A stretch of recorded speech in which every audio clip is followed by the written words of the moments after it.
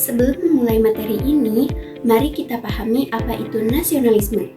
Nasionalisme adalah rasa cinta dan bangga terhadap bangsa sendiri serta keinginan untuk bersatu dan merdeka dari penjajahan. Nasionalisme muncul karena penindasan penjajah, pengaruh pendidikan barat, kebangkitan bangsa lain, dan kesadaran kaum pelajar akan pentingnya persatuan. Awal perkembangan munculnya nasionalisme di Indonesia dimulai dengan berdirinya Budi Utomo 1908. Lalu muncul organisasi seperti Sarekat Islam, Indiske Partij, dan Perhimpunan Indonesia yang memperjuangkan kemerdekaan.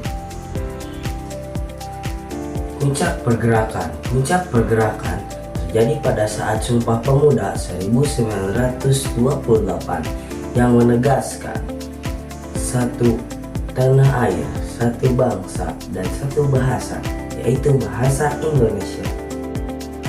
Dampak dan hasil. Semangat nasionalisme mengantarkan bangsa Indonesia pada kemerdekaan 17 Agustus 1945 dan menjadi dasar untuk menjaga persatuan serta membangun negara. Lalu, apa itu pergerakan nasionalisme?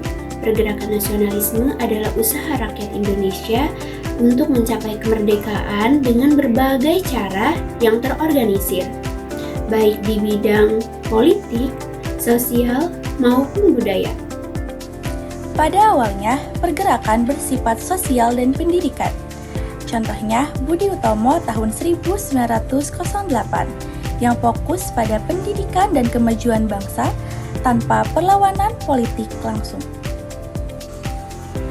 Nah, selanjutnya muncul pergerakan politik seperti Sarekat Islam dan Indiske Partij yang mulai menuntut hak politik dan kemerdekaan rakyat Indonesia. Strategi perjuangan meliputi dua hal. Yang pertama, strategi perjuangan non-kooperatif adalah menolak kerjasama dengan Belanda.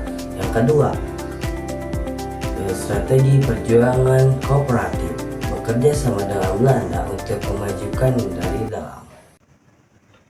Pergerakan nasional berhasil membangkitkan kesadaran persatuan, menumbuhkan semangat nasionalisme, dan akhirnya mengantarkan Indonesia menuju kemerdekaan tahun 1945. Jepang datang ke Indonesia pada tahun 1942 dengan alasan untuk mengusir Belanda dan menguasai sumber daya alam untuk kepentingan Perang Asia Timur Raya. Setelah Belanda menyerah, Jepang membagi Indonesia menjadi 3 wilayah kekuasaan militer. Pada awalnya, Jepang mengaku sebagai saudara Asia yang ingin membebaskan Indonesia dari Barat.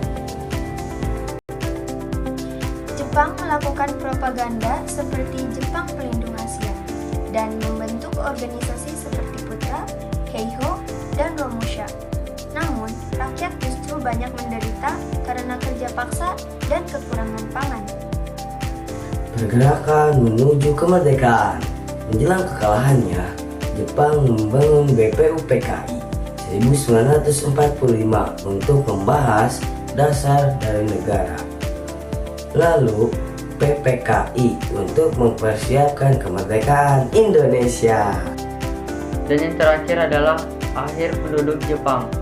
Setelah Jepang menyerah pada Sekutu pada Agustus 1945, kesempatan ini dimanfaatkan para tokoh Indonesia untuk memproklamasikan kemerdekaan pada 19 Agustus 1945.